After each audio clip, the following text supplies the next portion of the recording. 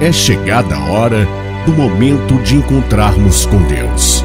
Em sua casa, a oportunidade de comungar o seu corpo e o seu sangue, arrepender de nossas falhas e humildemente suplicar o seu perdão e agradecer pela salvação. É hora de ouvirmos e refletirmos a palavra de Deus. É hora de oração. Bom dia! Estaremos refletindo hoje o Evangelho de Jesus Cristo segundo São Lucas, capítulo 12, versículos de 1 a 7. Em nome do Pai, do Filho e do Espírito Santo. Amém. Louvado seja nosso Senhor Jesus Cristo, para sempre seja louvado.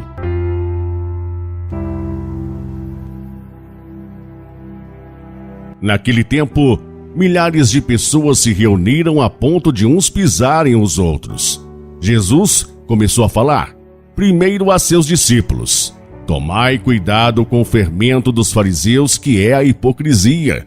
Não há nada de escondido que não venha a ser revelado, e não há nada de oculto que não venha a ser conhecido. Portanto, tudo o que tiverdes dito na escuridão será ouvido à luz do dia. E o que tiverdes pronunciado ao pé do ouvido no quarto será proclamado sobre os telhados. Pois bem, meus amigos, eu vos digo, não tenhais medo daqueles que matam o corpo, não podendo fazer mais do que isto.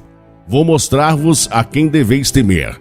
Temei aquele que depois de tirar a vida tem o poder de lançar-vos no inferno.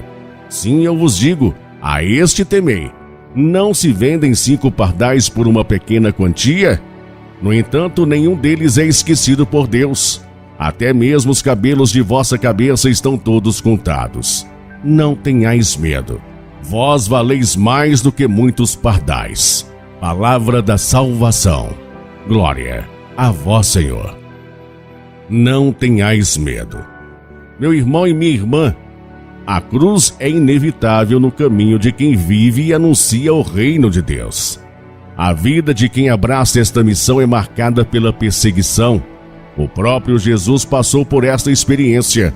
Foi perseguido, torturado e morto por ter revelado ao mundo a verdade que liberta. Quando fazemos a experiência do amor de Deus no encontro com Jesus, a nossa vida se transforma. O medo transforma em coragem e a esperança em certeza. No evangelho que a liturgia de hoje nos convida a refletir, Jesus, já prestes a voltar para o Pai, orienta seus discípulos no sentido de encorajá-los para a missão. Ele sabia que sem a sua presença física, os discípulos estariam expostos a várias situações de perigo. O risco de não aguentarem a pressão dos fariseus e recuarem, o que iria comprometer a continuidade do anúncio do reino, como também o risco deles caírem nas armadilhas desses inimigos e não testemunhá-lo diante deles. O texto nos chama a atenção sobre a importância de testemunharmos Jesus.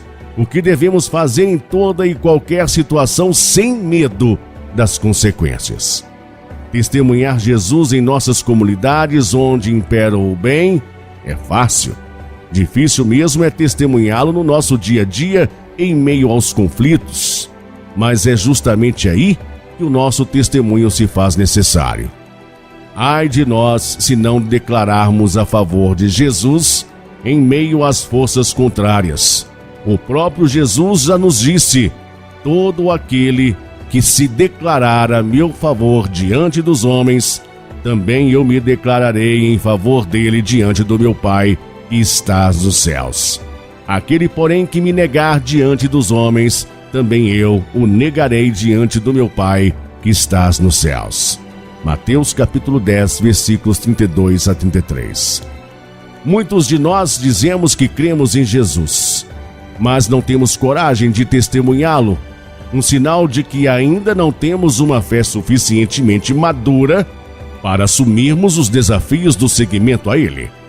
É a fé que nos dá coragem para assumirmos o seguimento a Jesus, para testemunhá-lo onde quer que seja, sem medo das consequências. É importante conscientizarmos: o medo sobrevive da escuridão.